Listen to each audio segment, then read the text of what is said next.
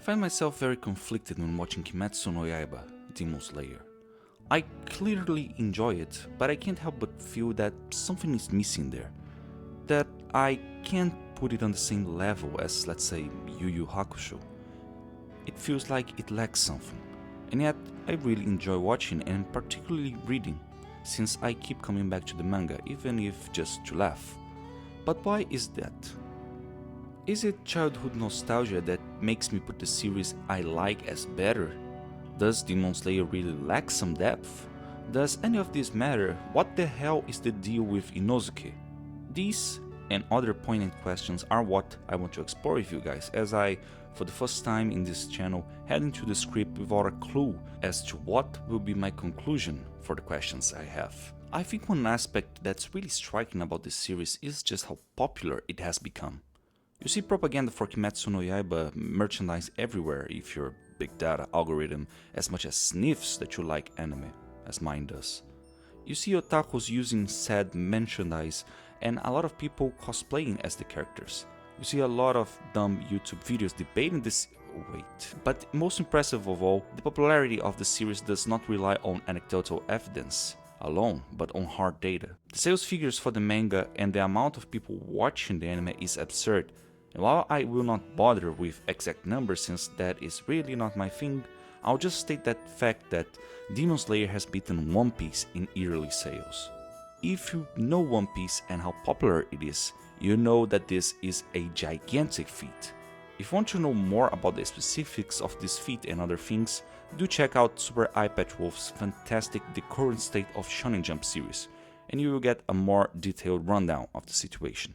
Anyway, whenever a piece of media reaches this level of popularity, I like to stop and ask, okay, but why though? Because that is a paradigm in art. A lot of people reject some works by the mere fact that they are too popular, even if they don't want to admit it. The adoration of the masses being an indication of the work's cheapness and easy sentimentality. And there is a degree of truth to that. In a lot of popular works, what we are watching is something superficial, designed with all the research and information in mind as to appeal to our most basic and sometimes animalistic of senses, making it sell to the largest audience possible. The animalistic is something that does belong to the human experience, and there are great works that use it, but the use of it as a dopamine trigger coupled with canned emotion permeates a lot of popular works. This, however, presents a trap to anyone who appreciates works of art. We are tempted to think that anything too widespread must be in some way tainted by the downfalls of bad art, and that is simply not the case. Raiders of the Lost Ark, to get an example, is a great epic telling of a story despite its recognition. The most played classical piece in the world is Ravel's Bolero, with its great melody and orchestration that is just a flex by Ravel. So it is important not to fall into the temptation of discrediting a work by virtue of its popularity. We must separate those works that are popular because of how great they are and those who are just superficial and cheap. And which one is Kimetsu no Yaiba? Well, that's the issue. The more I watch it, the less I can decide on it. I'll give you the basic plot so I can go more into detail. Kamado Tanjiro is a teenager who works as a coal burner, lives with his mother and numerous siblings. That humble and calm existence is shaken when a demon kills his family, leaving only his little sister Nezuko alive. But there's a catch. She has now become a demon herself. And in this world, demons prey on humans.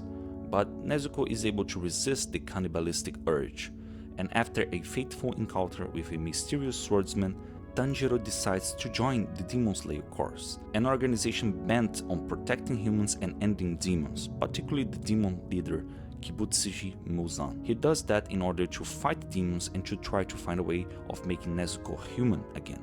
If you judge it by plot alone, you will think that young boy has family murdered by a demon and has to become a swordsman to save his sister who is now a demon while fighting demons. Sure sounds like someone went to a very edgy AI and said, give me a basic shonen premise. But hey, ninja boy wants to become ninja president, pirate boy wants to be pirate king, and angsty teenager becomes spiritual detective also fit the bill. And particularly the last two are great works. So if plot won't do, I'll try another thing.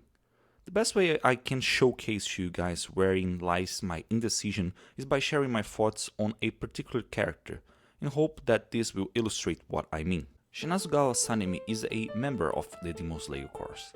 He is a pillar, which is the Demon Slayer version of the shonen trope of having a rank to showcase that this character is very strong and on top of the hierarchy, like the admirals in One Piece, the Kages in Naruto, and particularly the captains in Bleach. We first meet Shinazugawa in the pillar meeting episode, where all the pillars are discussing what to do with Nezuko, since they, with one exception, did not know about Tonpachiro's particular situation with his demon sister. They argue about executing the Kamado siblings, with some being against, some being for it, and one of them just not giving a flying fuck. But when the soft-speaking leader of the Demon Slayer course gives a convincing defense for not killing our protagonist and his sister, most of the pillars step down. But not Shinazugawa. He is adamant that this is impossible. It is impossible for a demon like Nezuko to resist eating humans, and so tempts her with his blood. However, she turns her face with disgust, and in this scene, if you're watching for the first time, you will be thinking, wow, what a maniacal asshole. But if this isn't your first shonen, you can already guess something is behind this action. There is no way a high member of the quote, good guys organization can be a true villain so blatantly. No, for him to be cast as a dick in such a straightforward way just screams tragic backstory. And surprise, surprise, there is one. When he was a kid, Shinazugawa was the eldest son in his family. When his abusive father died, he took it upon himself the burden of protecting his family, while his mother stayed most of the day away, working to make ends meet. But that humble and calm existence is shaken when a demon kills his family, leaving only his little brother Genya alive. Sounds familiar? Yes, it has some similarities to Tonpachiro's story, but with three key differences. 1. Genya did not become a demon in the attack. 2. Sanemi was able to kill the demon who attacked them. And crucially, 3. The demon who attacked his siblings was his mother, who had somehow become one while away working. This story is nice to give us insight to the character of Shinazugawa, but it also recontextualizes the pillar meeting scene.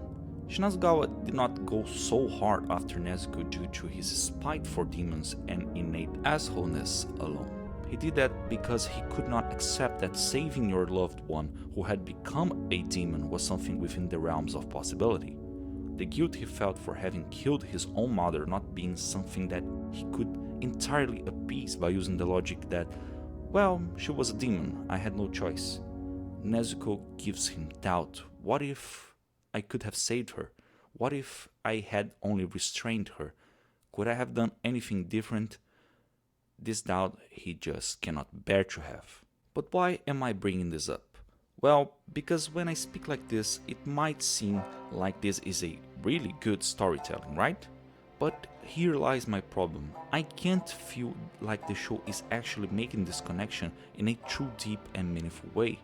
And sure, this might be myself overanalyzing to get to this conclusion, but really, good media hits us different and invoke this kind of feeling in us, even if we don't know why. And I can't explain why, but Demon Slayer just doesn't hit me like Berserk or Hunter x Hunter. Please, if you have an opinion on Demon Slayer, do let me know. It might give me the answer I'm looking for.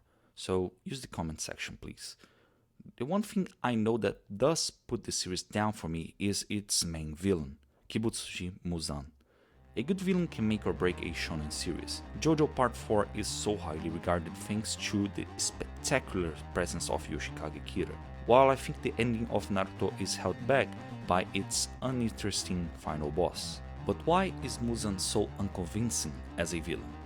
Well, he lacks an interesting reason. He is portrayed as an awful human being who becomes a super demon and wants to do everything he wants without restriction. And even I, someone who loves overanalyzing, can't see much more in him. And the fact that most other demons have a tragic quality to them makes him seem even more two-dimensional, and not work as a force of nature type of villain. To close this video, I want to say one more thing. At the end of the day, I believe this series will have a great impact on anime fans as a whole. It has enough quality that it may serve as a gateway for new anime fans. And really, the first anime I liked were series that today I would not really watch, but that led me to series I can't stop rewatching. And with the insane level of production of the anime and the manga being so funny and singular in its quality despite a lot of people not liking it, creates a gold standard that I hope will lead to even better series in the future. Well, that's it for today, guys. Thanks so much for watching, and please subscribe if you will, because I really want to hit that 1000 mark so that I can start monetizing these videos, otherwise, I can't. But hope you enjoyed it, and please comment if you have any thoughts on Demon Slayer. That could actually help me a lot. Thank you so much, and until the next one.